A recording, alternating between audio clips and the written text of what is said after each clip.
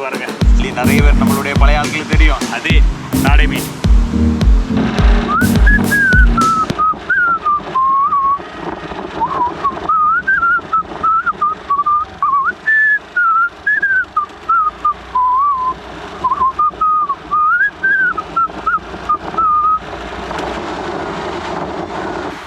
அப்ப சுட்டா தலை யாருக்கு?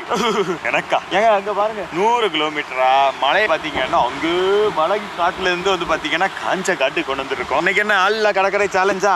அப்படிலாம் ஒண்ணும் இல்லப்பா, சேலஞ்ச் எல்லாம் கிடையாது. நிம்மதியா பிசிங் பண்ணணும்னு வந்தோம், ஆனா அது ஒரு சேலஞ்சிங் ஆகி போச்சு. காலையிலேயே டிஃபனுக்கு என்னுடைய மனைவி வந்து பாத்தீங்கன்னா பொடி இட்லி ரெடி பண்ணி வச்சிருந்தாங்க, வாங்கிட்டு வரல. ஆனா ஒரு விஷயம் மட்டும் கேஸ், இன்னைக்கு ஒரு 2 சேலஞ்ச் எடுத்திருக்கேன். வந்து பாத்தீங்கன்னா நம்ம கடையில இருக்கிறதுலே சீப்பான லூர் வச்சு, ஹனிஷ் ப்ரோ எப்ப பார்த்தாலும் 500 ரூபா பொம்மைக்கு தான் மீன் பிடிக்கிறீங்களோ அப்படின்னு ஒரு பஞ்சாயத்து. இன்னைக்கு நங்களும் பிடிப்போம் இல்ல, இருக்கையிலே விலை குறைஞ்ச பொம்மைக்கு ஒரு மீன் பிடிக்கணும். கூட வந்து பாத்தீங்கன்னா பிடிச்ச மீனை இந்த கடற்கரையில் வச்சு சுட்டு சாப்பிடணும். ஒரு சின்ன கிரில் பிளேட் மட்டும் கொண்டு வந்திருக்கேன், அதில் சுட்டு அப்படி பேக்காவா சாப்பிடும். வேற லெவலில் இருக்க போது பார்த்தியல்ல. நம்ம டிஷர்ட் லான்ச் பண்ண மாதிரி பண்ணோம், வெயில் பயெல்லாம் பயந்து ஓடுறான் பார்த்துடுங்க. இவ்வளோ இடத்துல வெயில் இல்லை, அப்புறம் நம்ம டிஷர்ட்டோட எஃபெக்ட் எங்கே காமிக்கிறதுக்கு, அவ்வளோ பயம். சியர்ஸ் கைஸ், வீடியோ பாருங்க, நல்லா இருக்கும், என்ஜாய் பண்ணி நான் ஃபிஷ் பண்ணுவேன் பாருங்க.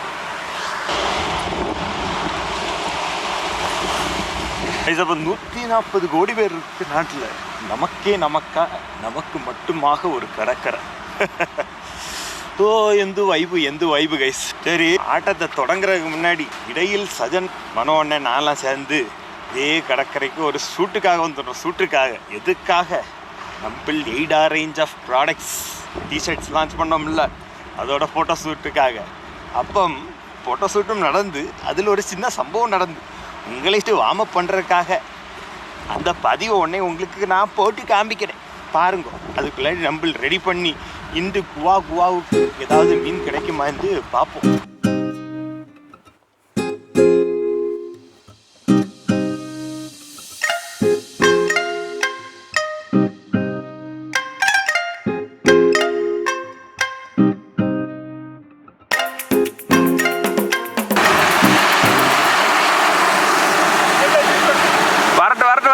வரட்டு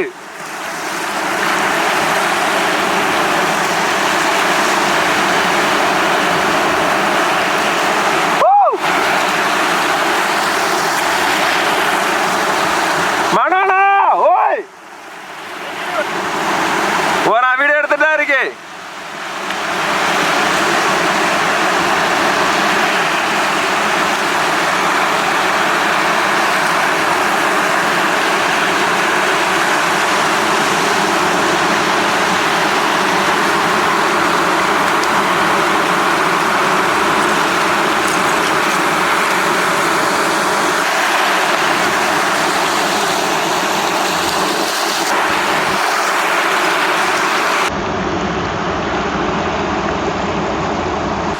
எந்த கேஸ் அனல் பறக்கும் ஆக்ஷன்லாம் பார்த்தீங்களா?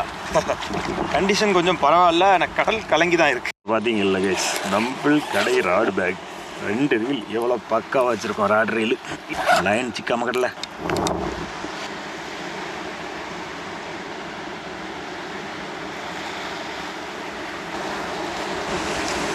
ட்ராக் கொஞ்சம் டைட்டாகவே வச்சுருக்கோம். கடல் கொந்தளிப்பாக இருக்குது இந்த ஏரியாவில், கொஞ்சம் முன்னாடி கொந்தளிப்பு இல்லை, ஃபர்ஸ்ட் காஸ்ட்.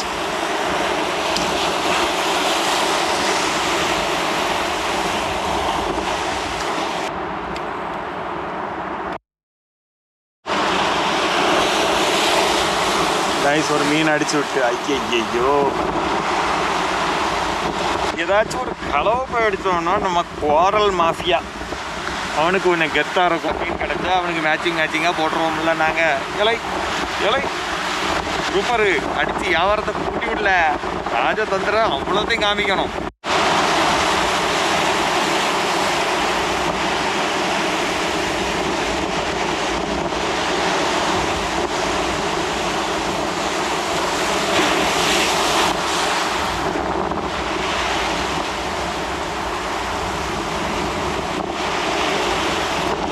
கைஸ் வெரைட்டி வந்து அடிச்சிருக்காங்க. வாங்கனம் கடைசியில் ஒரு பாறை பெயல் விரட்டி வந்து அடிச்சிருக்கான் கைஸ். அப்போ ஒரு குட்டி பாறை பெய நம்ம ஜீமேனோட செக்ஸி முல்லட்டுக்கு அப்பா வாஷிங் மிஸ்ட்ரிக்கு வந்து இன்னாகிரேஷன் போட்டாச்சு. சின்ன பயலாக இருக்கான், இருந்தாலும் இன்னைக்குள்ள நிலைமைக்கு நமக்கு இவனை எடுப்போம் கைஸ். இப்போ தண்ணி கண்டிஷனுக்கு இன்னைக்கு நம்ம செக்ஸி முல்லட் தான் இவனுங்களுக்கு தெரியுது போல இருக்கு.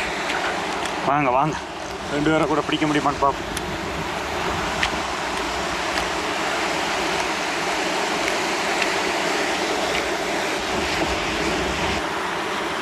கைஸ் இன்னைக்கு நாள் படப்பட டைடு வந்து மேலே ஏறுது. அதான் ஒரு நம்பிக்கை, மீன் ஏறி வரும் அப்படி நம்பிக்கை. ஜிடி அடிக்கலாம். கடலுக்கும் லவ் ஃபெயிலியர் வருமா? இதயத்தை வடித்து வச்சுருக்கான் கடல். ஏழை தட்ஸ் அ பியூட்டிஃபுல் திங். பாருங்க, அப்போ கடலுக்கும் லவ் ஃபெயிலியர் தான். இந்த நமக்கா ஃபெயிலியர் தான். அப்படியா அண்ணன் அது இருக்க. இந்த பதிவு எடிட் ஆகணும், அப்புறம் வந்து போஸ்ட் ஆகணும்.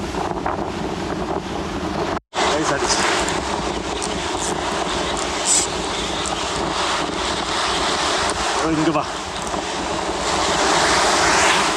சின்ன பாரம்.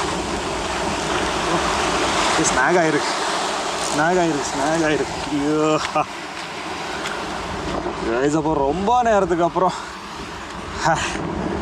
நம்மளுடைய கடை 150 ரூபா ஜிக்குக்கு ஒரு ஆட்டம் விழுந்துருக்கு.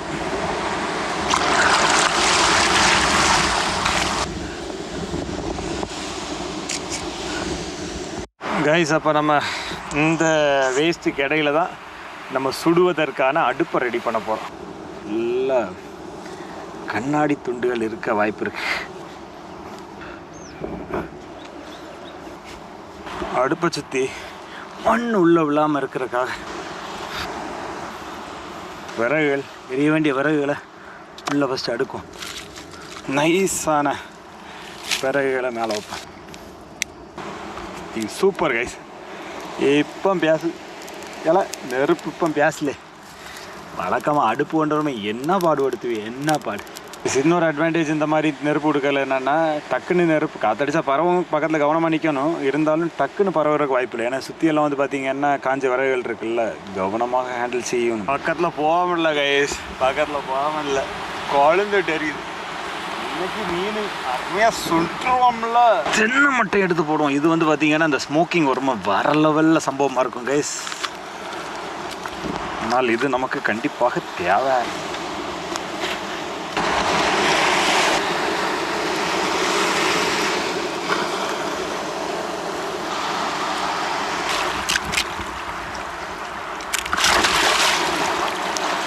அவ்வளோதான், இவ்வளோதான் க்ளீனிங்.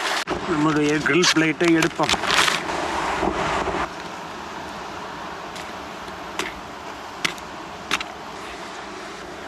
இன்னொரு வரக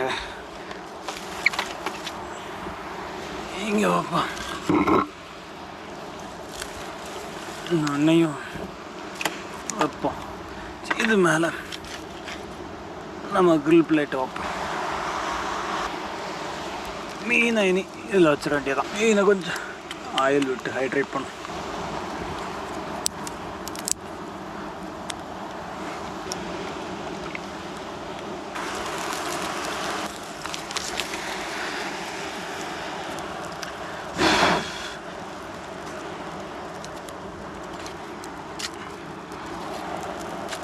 கைஸ், அப்போ பார்த்தீங்கல்ல ஒரு சம்பவம் ஆகிப்போச்சு. ஹீட்டு பத்தலைன்னு சொல்லிட்டு அடியில் வந்து நெருப்பு வச்சு அதோட புகையில் இது பண்ணலாம் அப்படின்னு பார்த்தா மீன் உள்ளே விழுந்து ஒரு சின்ன ட்ராஜடி ஆகிப்போச்சு. சரி பரவாயில்ல, நம்ம சாப்பிட்றது தானே, என்ன செய்ய, நெருப்பு படக்கூடாதுன்னு நினச்சேன். இட்ஸ் ஆல் அனுபவம் தானே கைஸ். கைஸ், அப்போ அங்கே நம்மளுடைய சுட்ட மீன் ரெடி ஹோகையா.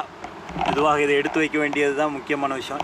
இலை இஞ்சதும் போயிடாது. ஏலை எண்ணெயெல்லாம் விட்டதுனால ஜம்முன்னு இருக்கு பாருங்க. ஜம்முன் செதில் அப்படி வச்சேன்னு பார்த்தீங்கன்னா, அந்த செதில் அப்படி நம்ம உருவி எடுத்து உள்ளே வந்து மீட் அப்படி ஜூஸியாக இருக்கும், சூஸியாக.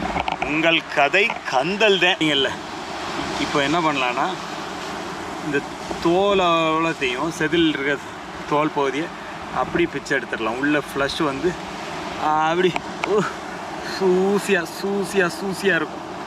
சூசி கிடையாது, ஜூஸி. சுட்ட காட்டில் உள்ள இறைச்சி பொல்.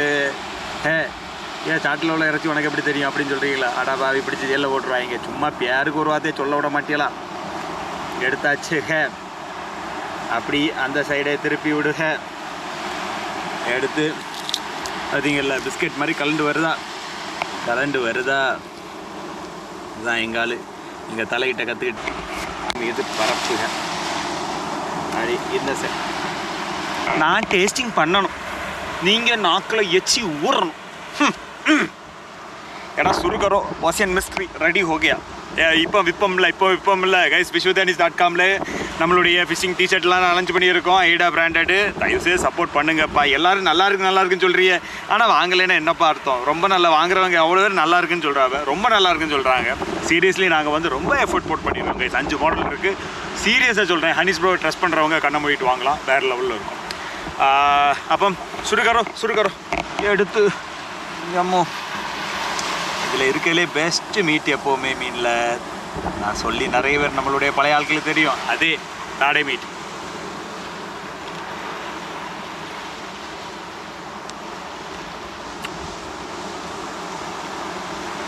மீனில் எனக்கு இது ஒரு அதீதமான சுவை. இன்னும் வழக்கமாக நம்ம சுட்ட கோழி அந்த மாதிரி சாப்பிட்ருப்போம். முதல் தடவையாக மீனை ஐயோ எனக்கு முடியணும்ல, வேற லெவலில் இருக்கணே. இன்னொரு துண்டு எடுப்போம். ஒரு துண்டுலேயே சொல்லிட்டா.